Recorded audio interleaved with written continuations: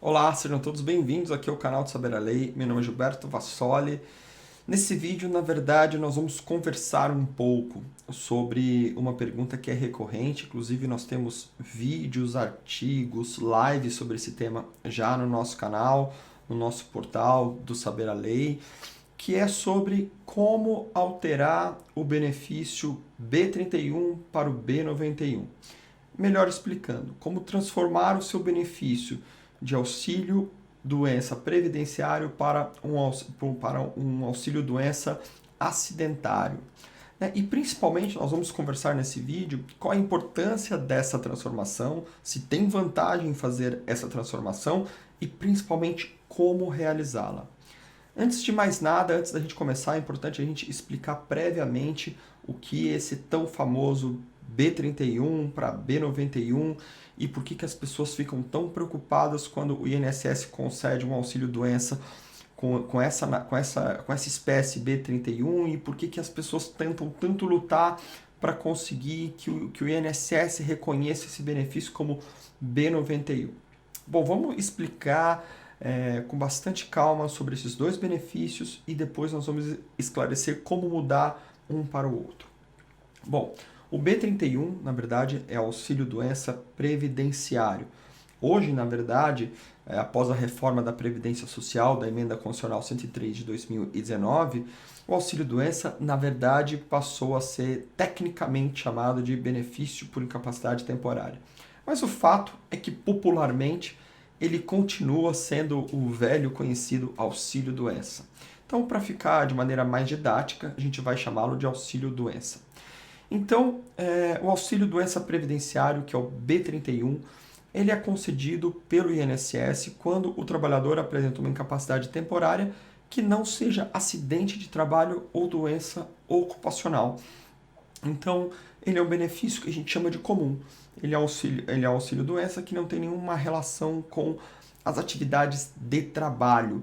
Então, o INSS concede o B31 e coloca lá um código, e esse código é o B31.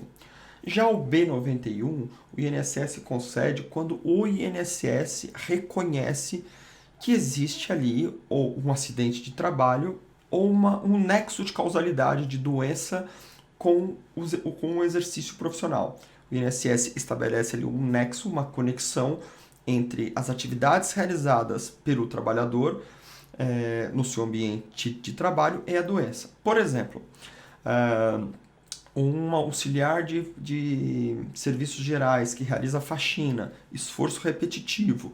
O INSS tem toda a capacidade técnica a partir de dados científicos para poder acoplar que uma pessoa que faz esforço repetitivo é tendente a ter uma tendinite, por exemplo, uma bursite, um túnel do carpo, que são doenças tipicamente relacionadas ao esforço repetitivo.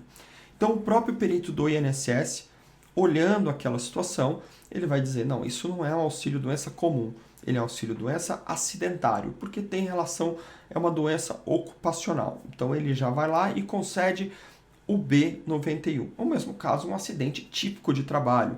Um trabalhador está lá trabalhando em um andaime, trabalhando em altura, cai, se machuca, lesiona o braço. A empresa emite uma CAT, né, um comunicado de acidente de trabalho, e o INSS, neste caso, mais facilmente, ele acaba concedendo ali o B91. Mas por que é tão importante essa diferença? Né? Por que é tão fundamental essa discussão? Por que os trabalhadores estão sempre atentos a essa concessão do B31 para o B91? Bom, vamos falar primeiro sobre o aspecto previdenciário. Né? Por que é tão importante o trabalhador lutar para transformar o B31 em B91 quando isso representar a verdade de fato? Bom, primeiro, com relação à Previdência Social, após a Emenda Constitucional 103 de 2019, houve uma mudança na fórmula do cálculo da aposentadoria por invalidez, que hoje chama benefício por incapacidade permanente. Nela houve uma diferença no cálculo, uma diferença de valor concedida para as aposentadorias por invalidez comum ou aposentadoria por invalidez acidentária, ou seja, que tem a relação com doença do trabalho ou com acidente de trabalho. Então veja, A aposentadoria por invalidez comum, sem relação acidentária, ela é feita no cálculo comum, que é feita uma média aritmética de julho de 94 até a data da aposentadoria, de 60% do salário de contribuição. Então faz uma média de julho de 94 até a data da efetiva entrada da aposentadoria e faz uma média de 60%. Além dos 60%, é aplicado um coeficiente de acréscimo de 2%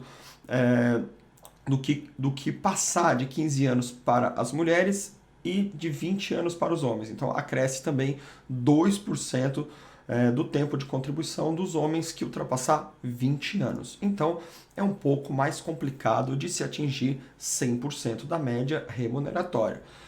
Já nos casos de aposentadoria por invalidez acidentária, ou seja, mais relacionada ao B91, esse cálculo é de 100%, não tem esse coeficiente de 60%.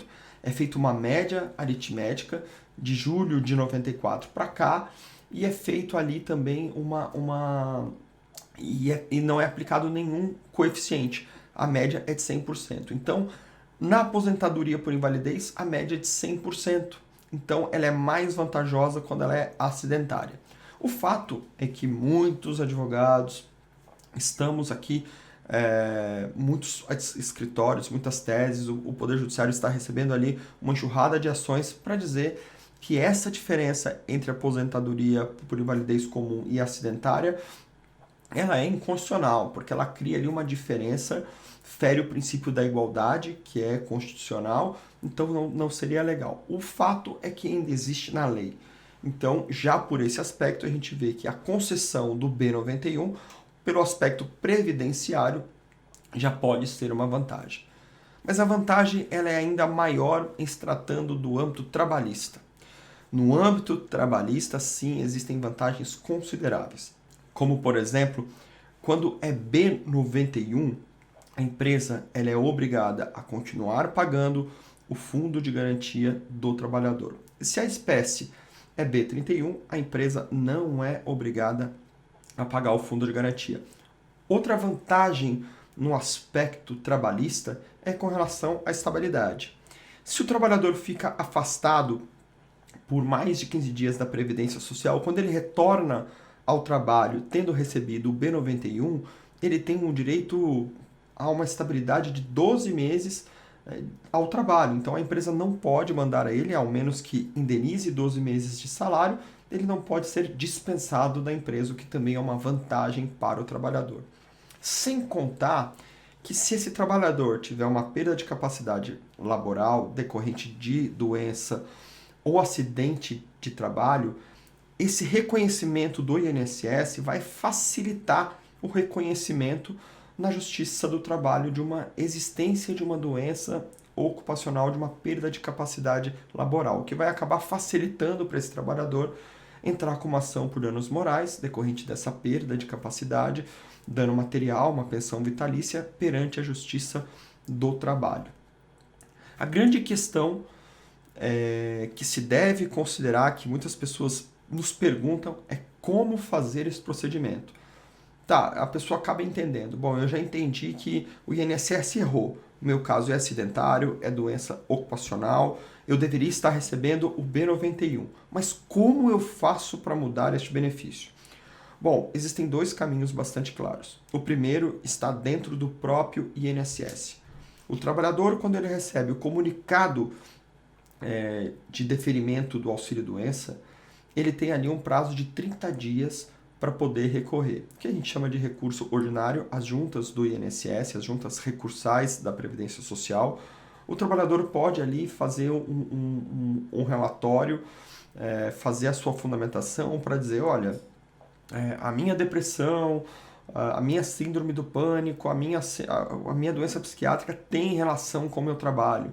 Eu tenho aqui um laudo que o médico diz que isso foi decorrente de um trabalho excessivo, de muitas horas extras, então ele acaba podendo fundamentar junto à Previdência Social de que se trata de uma doença ocupacional, como esse exemplo que eu dei, e não uma doença comum que não tem relação nenhuma com o trabalho.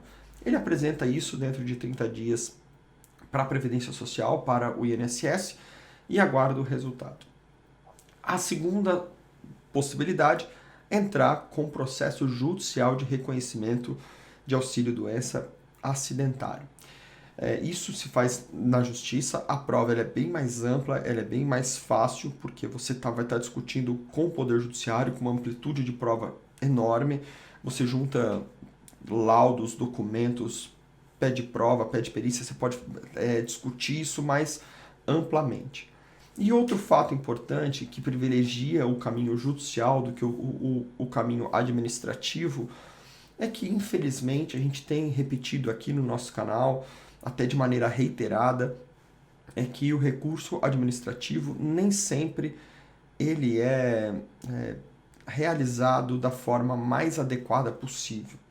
Ele acaba sendo repetindo o mesmo resultado da instância inferior. Os resultados do INSS nos seus recursos não têm sido efetivamente efetivos aos segurados. Então, a gente acaba optando pela via judicial porque é uma via mais ampla, existe uma possibilidade maior de discussão e acaba sendo mais... a probabilidade de se conseguir esse reconhecimento é ainda maior. Bom, se você quiser saber mais sobre isso, a gente pede para que você assista também uma live que a gente fez com o Dr. Valdemar há um tempo atrás, que a gente trata sobre esse assunto. A gente tem vídeos também no nosso canal que trata sobre esse mesmo assunto. Então a gente pede para que você se inscreva aqui no nosso canal, para que vocês nos sigam no Instagram, no @saberalei, e também no nosso site, Saberalei. Nós temos dezenas de artigos sobre esse ponto de como transformar o B31 para o B91. Se você quer saber mais, esteja sempre ligado aqui com a gente. Um forte abraço.